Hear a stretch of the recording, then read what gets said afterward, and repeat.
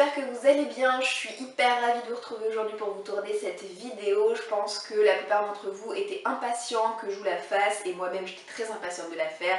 Il s'agit bien entendu de ma sélection de sorties livresques pour le mois de septembre. Je n'ai donc pas pu vous tourner cette vidéo le mois dernier, ce qui fait que j'étais un petit peu en manque. Alors pourquoi je ne vous l'ai pas fait le mois dernier? Comme je vous l'expliquais, il y avait un seul livre sortant au mois d'août qui m'intéressait, donc clairement ça ne justifiait pas le fait de tourner une vidéo pour ça. Mais là, c'est la rentrée, les choses sérieuses commencent puisque j'ai pas moins de 11 titres à vous présenter sortant au mois de septembre. Et dans la deuxième partie de la vidéo, vous aurez droit comme d'habitude au tirage au sort dans ma saga Bookjar, tirage au sort que je n'ai pas fait au mois d'août, mais chut, ça reste entre nous. La première sortie que j'ai à vous présenter va sortir en date du 1er septembre aux éditions Hugo Roman. Il s'agit d'un nouveau roman de l'auteur Mia Sheridan que l'on connaît déjà pour Archer's Voice, qui est un livre que je possède, que j'ai donc dans ma palle mais que je n'ai pas encore lu alors qu'il me fait super envie. Et sa nouvelle sortie qui s'appelle Léo me tente tout autant. Je vais vous résumer en quelques phrases cette histoire. On va découvrir Evie et Léo qui vivent tous les deux dans le même orphelinat et qui sont tombés amoureux l'un de l'autre en se faisant la promesse qu'à leur majorité lorsqu'ils sortiraient, ils se mettraient ensemble et construiraient ensemble un foyer. Mais contre toute attente, Léo va être adopté, il va faire la promesse à Evie de revenir la chercher à sa majorité, sauf que sa promesse, il ne va jamais la tenir. Evie va donc construire sa vie de son côté et un beau jour, elle va faire la rencontre d'un homme qui lui dit venir de la part du fameux Léo pour savoir si tout se passe bien dans sa vie. Et bien entendu, la venue de cet homme va provoquer bon nombre de questions en Evie. Voilà tout ce que je peux vous dire de cette histoire, mais réellement le sujet me parle beaucoup et je suis vraiment très pressée de pouvoir me procurer ce livre et de pouvoir vous dire par la suite ce que j'en aurais pensé. Le deuxième livre qui va sortir en date du 1er septembre, je pense que c'est la sortie du mois de septembre que j'attendais avec le plus d'impatience. Donc là, je vous montre tout simplement la couverture VO pour la simple et bonne raison que ce livre, je le guette depuis plusieurs mois qu'il est sorti en VO. Et à chaque fois, j'essayais de grappiller des informations concernant sa sortie française. Et enfin, il sort en France en date du 1er septembre. Du coup, je vais tout de suite vous montrer sa couverture en français. Sachant que c'est un livre qui va sortir aux éditions PKJ et qui est écrit par Alwyn Hamilton. Alors je pense que ça va pas rendre grand chose parce que malheureusement il y a les reflets soit de la lampe soit de la fenêtre, donc au choix. Je vais essayer de vous montrer comme ça en espérant que ça passe. Est-ce que si je vous le montre comme ça va? Je ne sais pas. En tout cas, pour vous parler un petit peu de l'histoire, on est dans un registre fantasy young adulte et on va suivre une jeune femme qui s'appelle Amani qui cherche à quitter sa ville et qui va prendre la fuite avec un homme recherché pour trahison contre le sultan. Et ce qui m'attire vraiment dans cette histoire, c'est qu'on est en plein folklore maghrébin, donc on a plein d'êtres surnaturels comme les djinns, on est en plein cœur du désert, auprès des caravanes, auprès des dunes de sable, voilà, moi c'est le côté vraiment exotique et dépaysant que je recherche avec cette sortie-là. Je passe maintenant en date du 5 septembre où va sortir aux éditions du Chat Noir le premier tome de la trilogie Souvenirs volés, écrit par Célina Fenech. Dans cette nouvelle histoire, on va suivre une adolescente qui va se retrouver complètement paumée dans un royaume faérique. Impossible pour elle de savoir comment est-ce qu'elle a atterri là, mais tout ce qu'elle veut c'est rentrer chez elle, d'autant que ses souvenirs ont complètement disparu, elle ne se rappelle même pas comment elle s'appelle, du coup elle va se surnommer Memory et va tout faire pour rentrer chez elle tout en essayant de lutter contre les espèces de créatures qui la poursuivent.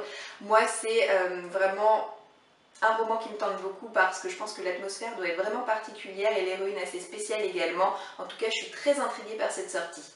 Je passe maintenant en date du 7 septembre avec la sortie de la première partie du tome 8 d'Outlander, écrit toujours par Diana Gabaldon et toujours en semi-poche aux éditions J'ai lu.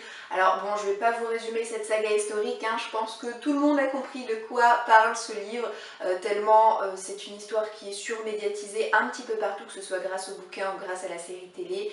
Tout ce que je peux vous dire, c'est que je suis absolument choquée du prix de ce nouveau semi-poche qui coûte 18 €, sachant que c'est une partie 1 et on peut se douter que la partie numéro 2 sera vendue au même prix, donc 36 € pour avoir un tome complet, c'est voilà, ça passe un petit peu en travers de ma gorge. Je pense que je suis pas la seule à être choquée par ces prix parce que rappelons-le, on est dans un format semi-poche, hein, c'est pas du grand format non plus, et ils nous le vendent au même prix qu'un grand format. Donc certes, il y a beaucoup de pages, mais enfin bon, dans ce cas-là, les gars, faites un grand format hein, si vous voulez le vendre ce prix-là. Donc moi vraiment voilà, c'était mon petit coup de gueule, mais en tout cas, notez-vous bien que ce nouveau tome va sortir en date du 7 septembre.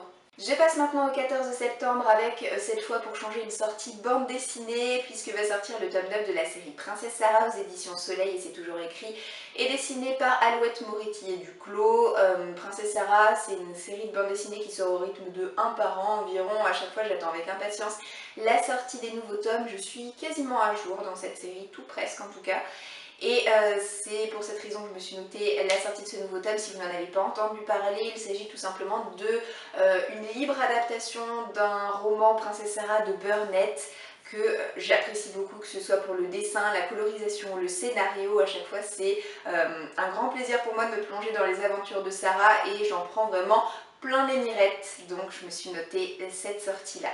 Je reste sur la date du 14 septembre où va sortir aux éditions Bayard le tome 2 de La Belle et le Maudit écrit par Paige Morgan. Je vous avais présenté dans une vidéo du même genre il y a quelques mois de ça la sortie du premier tome. Je ne me suis pas acheté ce premier tome et il continue de m'intriguer beaucoup, c'est pourquoi je vous présente aujourd'hui le tome 2 pour vous rappeler un petit peu les éléments qui se passent dans cette histoire fantastique. On est au XXe siècle et le personnage de Ingrid va se réfugier dans une abbaye en ruine avec sa mère et sa sœur. Elle va découvrir que son frère jumeau a disparu de la circulation et va se lancer dans une quête assez dangereuse dans le but de le retrouver. Je dis assez dangereuse parce qu'il y a tout un tas de meurtres assez sanglants qui se déroulent au même moment dans la ville de Paris. Voilà tout ce que je sais de l'histoire, mais je peux vous dire que la mythologie créée par l'auteur est particulièrement efficace et originale, ce qui ne fait qu'attiser ma curiosité pour cette histoire. Je passe maintenant en date du 18 septembre où va sortir dans sa version poche aux éditions Milady L'héritage des rois passeurs. C'est écrit par Manon Fargueton et c'était sorti à l'origine dans la maison d'édition Bragelonne. C'est un livre qui me tente énormément, c'est de la fantaisie pure et dure donc je ne vais pas pouvoir vous dire de quoi parle cette histoire parce que j'ai fait le choix de lire le résumé vraiment en diagonale, de ne pas trop m'y intéresser et de faire plutôt confiance aux nombreux avis de lecteurs hyper satisfaits puisque je n'ai pas lu un seul avis négatif concernant cette histoire. En plus de ça, c'est un stand-alone donc c'est assez sympa pour une fois de ne pas se lancer dans une énième série qui comptera je ne sais combien de tomes, hein. Là au moins c'est court mais efficace et j'ai très envie de découvrir la plume de cet auteur, donc autant de raisons qui me font vous présenter ce livre aujourd'hui. Je passe maintenant en fin de mois puisqu'en date du 21 septembre va sortir aux éditions J'ai lu le 3e tome de la série Lux écrit par Jennifer L. Armentrout. Je ne suis plus trop à jour de cette série puisque j'ai les 2 premiers tomes mais sur les 2 je n'ai lu que le premier. En tout cas il m'avait suffisamment plu et suffisamment convaincue pour m'inciter à me procurer la suite. C'est pourquoi je me suis noté la sortie prochaine de ce tome 3. On est dans une histoire où on découvre le personnage de Cathy qui déménage et qui va découvrir de nouveaux voisins assez bizarroïdes puisqu'il s'agit de Damon et sa sœur jumelle. Ils ont tous les deux son âge mais Damon se révèle particulièrement irritant, particulièrement pénible à supporter et il a l'air de cacher bon nombre de secrets. Alors il y a un aspect clairement fantastique dans cette histoire, je ne vous développerai pas du tout cet aspect dans mon résumé du livre parce que sincèrement je pense qu'il faut le découvrir au fur et à mesure qu'on lit cette histoire et pas du tout se la faire spoiler comme ça. Ce serait vraiment dommage que je vous en dise trop, mais en tout cas, le premier tome, si vous ne l'avez pas encore lu, était vraiment très très bon. Attendu par le plus grand nombre pour le mois de septembre, en date du 22, va sortir La Sirène dans la collection R de Robert Laffont et c'est écrit bien entendu par Kira Cass qui est l'auteur de la série La Sélection. Je me suis également noté cette série puisque j'ai lu toute la saga de La Sélection qui m'a plus ou moins plu, hein. C'était très variable d'un tome à un autre mais du coup j'ai très envie, comme bon nombre d'entre vous, de découvrir l'auteur dans un tout autre registre, dans une toute autre histoire. On va suivre Kalen qui est une sirène, donc c'est-à-dire qu'elle obéit au roi de l'océan, qu'elle pousse les personnes à la noyade, qu'elle a une voix qui sert à envoûter les hommes et qui va tout simplement tomber amoureuse de l'un d'entre eux. Voilà, dit comme ça a vraiment pas l'air original, à voir par la suite ce qu'a pu en faire l'auteur. En date du 22 septembre sortira Le Chrysanthème Noir aux éditions de L'Homme sans nom, c'est écrit par Feldrik Riva. J'aime particulièrement le style de cette couverture, j'avoue que c'est vraiment le visuel qui m'a donné envie de me pencher sur l'histoire de ce livre et lorsque j'ai lu le résumé je me suis dit banco. On est dans une uchronie, dans un récit steampunk qui se passe à Paris en 1889. Les Parisiens vont voir l'éclosion d'une nouvelle fleur dans leur cimetière qui est un chrysanthème noir et une société va très rapidement utiliser le chrysanthème noir comme logo et proposer aux Parisiens un bien curieux marché. C'est tout ce que je peux vous dire de cette histoire, franchement j'en sais pas plus, mais très personnellement il ne m'en faut pas plus pour savoir que j'ai très envie de me procurer ce livre. J'espère vraiment qu'il va être bien, je pense quand même attendre les premiers avis avant de craquer sur un nouvel achat, mais en tout cas pour le moment je suis conquise. Et la dernière sortie du mois de septembre, et pas des moindres, puisque ce livre, dès qu'il sort, je me rue en librairie pour me le procurer. Il s'agit du tome 3 de Meg Corbin écrit par Anne Bishop dans sa version poche, donc chez Milady, qui va sortir, je ne sais plus si je l'ai dit, mais en date du 23 septembre. Voilà, il est sorti déjà il y a quelques mois aux éditions Brajlon, et comme j'ai commencé cette série dans sa version poche, je la poursuis dans sa version poche, et il faut sans cesse que je m'arme de patience pour me procurer les tomes lors de leur sortie. Et si vous me connaissez un tant soit peu, vous savez que Meg Corbin et moi, c'est vraiment le grand amour. C'est une série d'urban fantasy que j'adore énormément, dans laquelle on découvre le personnage de Meg, qui est une prophétesse de sang, c'est-à-dire qu'elle ressent sans cesse le besoin de s'entailler la peau, ce qui lui occasionne des visions prophétiques.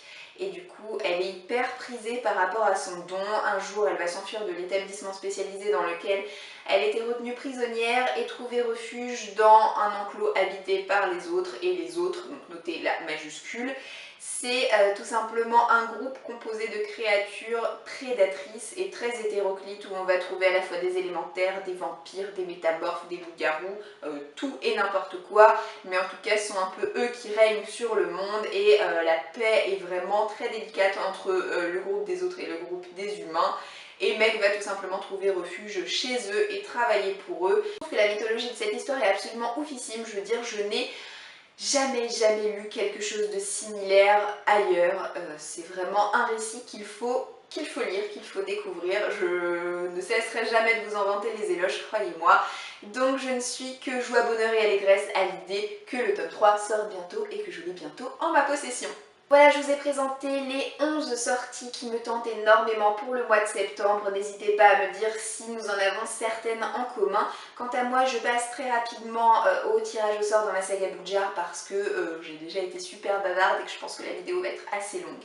Donc on va voir tout de suite quelle va être la suite de séries que je vais devoir lire pour le mois de septembre. Donc pour rappel, je n'ai pas fait le tirage au sort au mois d'août pour la simple et bonne raison que j'ai pris l'habitude de faire le tirage au sort avec ma vidéo de sélection sortie livresse. Comme j'ai pas fait cette vidéo, du coup j'ai plus ou moins oublié de faire le tirage au sort. Mais c'est pas très grave dans le sens où le mois dernier j'ai quand même réussi à venir à bout de 2 séries, donc la sélection et les chroniques lunaires, ce qui est déjà énorme pour moi. Déjà quand je continue une série je suis contente, mais alors quand je peux en terminer 2 et le même mois, je suis juste euphorique. Donc on va dire que ça compense un petit peu. Alors donc pour le mois de septembre, hop, on va prendre celui-ci. J'ai vraiment super hâte de savoir sur quel livre je vais tomber. Alors, s'il veut venir avec moi, voilà. À chaque fois je suis excitée comme une puce, ça me fait trop rire. Donc, ah, bon, alors là, c'est retombé comme un soufflet, ok. Bon bah ok, hein, voilà, ok.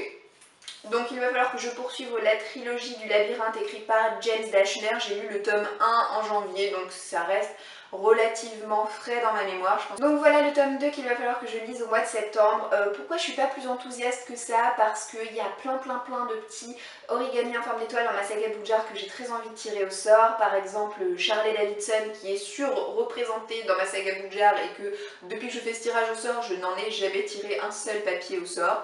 Voilà, c'est comme ça.